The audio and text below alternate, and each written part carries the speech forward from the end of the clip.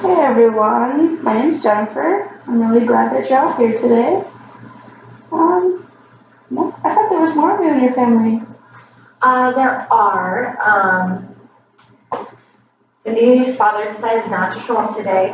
He got called in for work, so Oh, okay. he couldn't do my work. And then I do have another daughter. This is one of them. Mm-hmm. The other one couldn't make it today.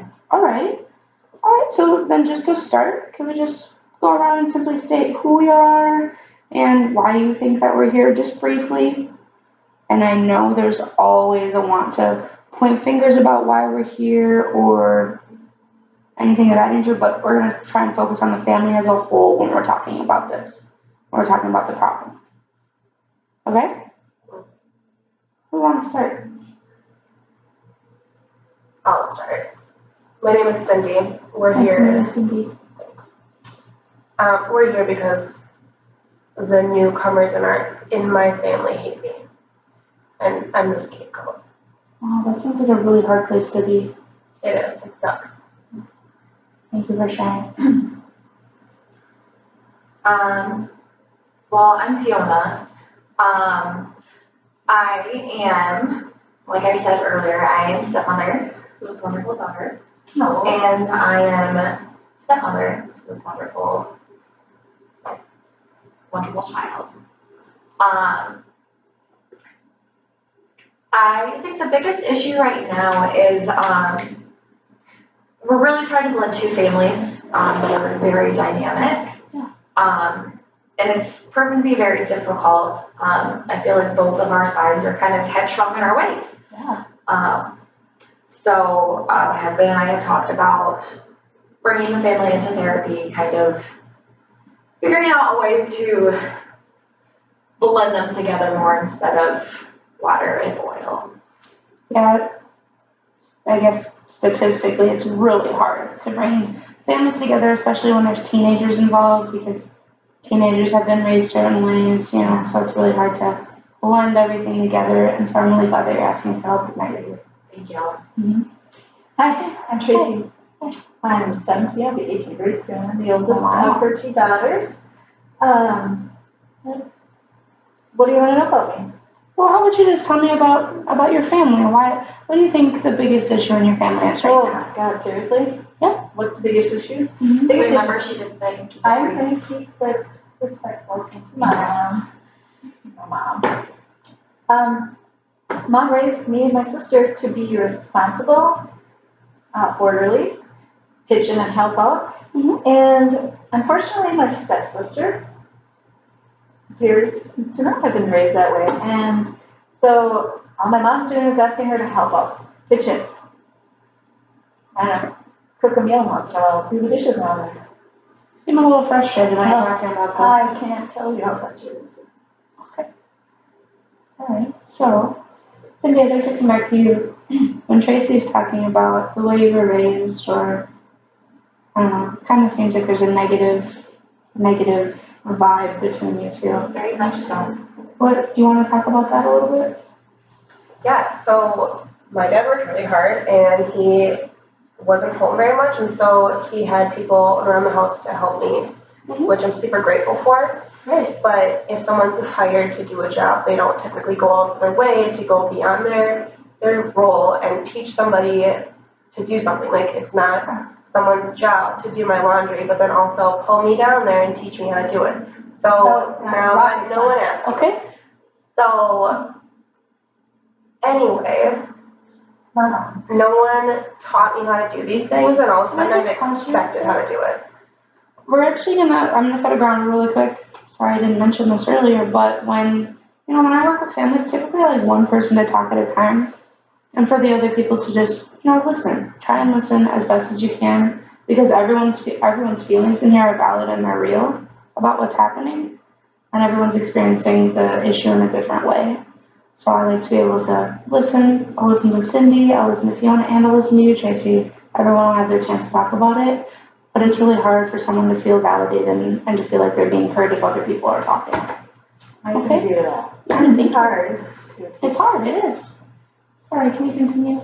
Yeah, so clearly this is what happens at home. No one ever understands. Like, I've tried to communicate, like, no, I don't want to make dinner because I don't know how. Right. Or no, I'm not going to do the laundry because I don't know how. Do y'all want your pink stuff going in pink and coming out blue because I put the wrong things together? No. So if someone were to teach me to do something, yeah, I would do it, but you don't do that. You just expect me to know it.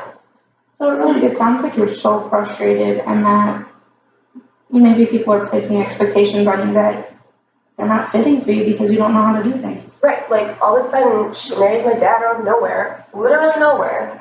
And like all of the people who, first of all, those people who worked in my house, I don't expect you to understand because you're super dismissive of them, but those were pretty much my family. And so by you forcing my dad to fire them, to take away their livelihood, you also took away my family. Well, it sounds like you're really experiencing a sense of loss. Yeah. I do not like hearing her, the way she's talking to my mom. It's just very disrespectful. Well, no one asked you. I'm just offering my Tracy? feelings. Do you remember what we just talked about? I didn't talk over her, I just wanted to share. I don't like it when she talks that way to my mom. But the way that Cindy's feeling is valid. You know, everyone's feelings are valid even if you don't agree with them. Right. Because Cindy might not agree with what you say, might not agree with what Cindy says, and that's okay. But that's how she's feeling. Okay, I wish she'd just be a little more respectful. I was raised to be respectful. It sounds like that's really important to you. It is. Fiona, did you want to say something? Yes, I do, thank you. Cindy, I just wanted to say, I'm very sorry to hear that. That was something that we hadn't taken into consideration, so I'm very sorry for that.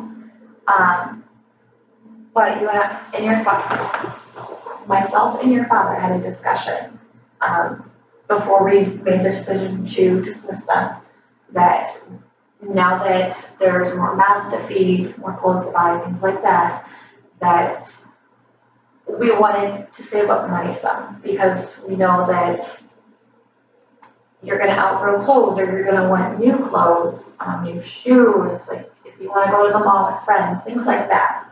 We know that now instead of just you and your dad, there's now you two plus the three of us. So we're trying to look out for the best interest of the family, and maybe we did a very poor job of explaining. So your family's more important than my family. No, your family's included. And not the ones that you fired. So it really sounds like you and, what was his name, Steven? That you guys sat down and talked about it, and you're really trying to do what you believe is best for the whole family. Yes. But then It was also, difficult, for sure. yeah, but then also, it sounds like you didn't even think about the fact that Cindy was so close, and that's, that's hard on her. How does it make you feel knowing that that's such a hard transition for her and that she feels like her family's gone? It's very difficult. I feel like I don't want to be harsh on my husband, but I do feel like if Stephen did know this, he did not convey it to me. So I feel like I've been blindsided in this, that as we merged our families, instead of explaining frustration, I feel like it's been aggression on both sides, and that we're just not understanding each other and having that communication. So to hear Cindy explain that, it hurts that I feel like we started off on the wrong foot. And Tracy, I said that you'd get your chance to talk as well. Looks like we have a few minutes left here. I'd like to hear your side of everything as well. My side of everything? Well, I don't know. I maybe I just don't recall, but it doesn't seem like it's rocket science to do some laundry. Just give me 1 second. Do you remember the first time your mom taught you how to do laundry? I don't. It wasn't pretty, honey. Well,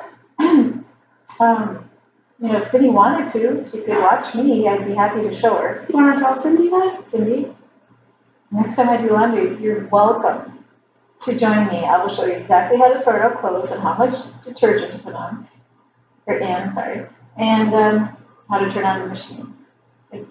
It's, let me say it without judgment or try, it isn't that difficult.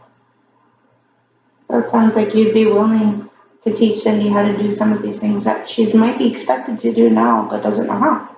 That I'd be more than happy if that some of the load was taken off of my shoulders. Cindy, how does that feel to you? I would love for someone to teach me this stuff. When I go to college in a couple of years, yeah, I'm gonna have to learn how to do it, but I don't want someone so judgmental teaching me. Even, I'm gonna try and say it without judgment, but it's not that hard. That's still judgment. That's like saying no offense, but something offensive. Well, okay. All right, so it sounds like we have a lot of stuff that we need to work on. And I really appreciate everybody coming in and being honest and respecting the rules and really just giving your side of the story and being willing to work on this family dynamic, because the reality is you're all family now. And that's hard to accept. It's really hard to get to know people that you didn't know before. And it's really hard to live with people you didn't know before, and get used to their habits. So do you guys think that it would be beneficial to have another session and talk about it? Try, sure. I want my dad to come next time. Yeah, I think that would be great. If we could maybe schedule a time when everyone can be able to come, your other daughter and your husband, that would be great, because I think that communication is key to really figuring out this whole thing, because it really sounds like this relationship kind of happens so fast, and sometimes that happens and that's great and it's beautiful, but and it affects a lot of people and a lot of things need to be considered.